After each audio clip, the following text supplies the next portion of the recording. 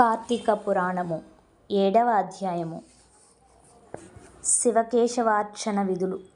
వశిష్ఠుల వారు జనకునకు కింకను ఇటుల బోధించిరి. రాజా, కార్తీక మాసము గురించి దాని మహత్యమును గురించి ఎంత వినినను తనివి తీరదు. ఈ మాసములో శ్రీ మహావిష్ణువును సహస్ర కమలములతో పూజించిన వారి ఇంట లక్ష్మీదేవి స్థిరముగా నుండును. తులసీ దళములతో గాని బిల్వపత్రములతో గాని సహస్రనామ పూజ చేసిన వారికి జన్మరాహిత్యము కలుగును.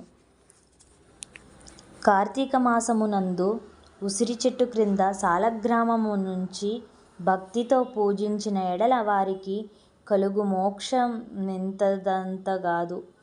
అటులనే బ్రాహ్మణులకు కూడా ఉసిరి చెట్టు క్రింద భోజనము పెట్టి తాను తినిన సర్వపాపములు పోవును. ఈ విధముగా కార్తీక స్నానములు దీపారాధనలు చేయలేని వారు ఉదయమునే సాయంకాలమున ఏ గుడికైనను వెళ్ళి భక్తితో సాష్టాంగ నమస్కారములైనను చేసిన ఎడల వారి పాపములు నశించును. సంపత్తి గలవారు శివకేశవుల ఆలయముకు వెళ్ళి భక్తితో దేవార్చన హోమాదులు దానధర్మాలు చేసినచో అశ్వమేధము చేసినంత ఫలము దక్కుటయేగాక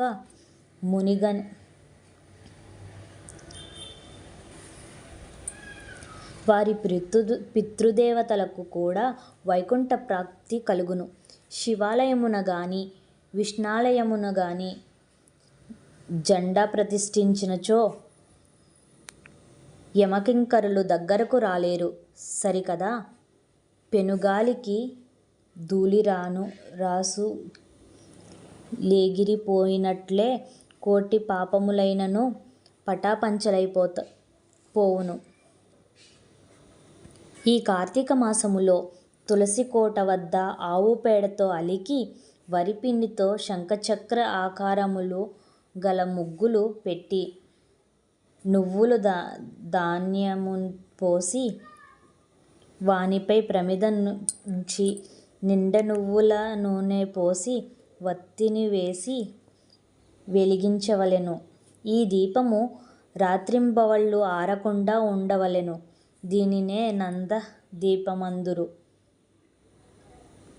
ఈ విధముగా చేసి నైవేద్యమిడి కార్తీక పురాణమును చదువుచుండిన ఎడల హరిహరులు సంతసించి కైవల్యమొసంగెదరు. అటులనే కార్తీక మాసములో ఈశ్వరుని జిల్లేడు పూలతో అర్చించిన ఆయుర్వృద్ధి కలుగును. సాలగ్రామమునకు ప్రతినిత్యము గంధము పట్టించి తులసీదళములతో పూజించిన ఎడలను పూజించవలెను. ఏ మనుజుడు ధనము బలము కలిగియు కార్తీక మాసమందు పూజాదులను సలపాడో ఆ మానవుడు మరుజన్మలో శునకమై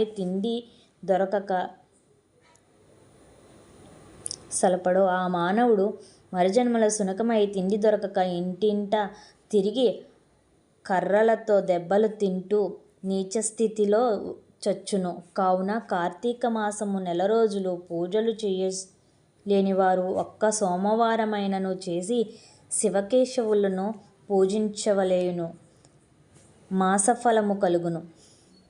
కనుక ఓ రాజా, నీవు కూడా ఈ వ్రతమాచరించి తరింపుము అని చెప్పెను. నమఃశివాభ్యాం నమమౌవనాభ్యాం సరస్వరాశ్లిష్ట వపుర్ధారాభ్యాం నాగేంద్రకన్యవృషకేతనాభ్యాం నమో నమః శంకర పార్వతీభ్యాం. సప్తమాధ్యాయము. సప్తమదిన పారాయణము సమాప్తము.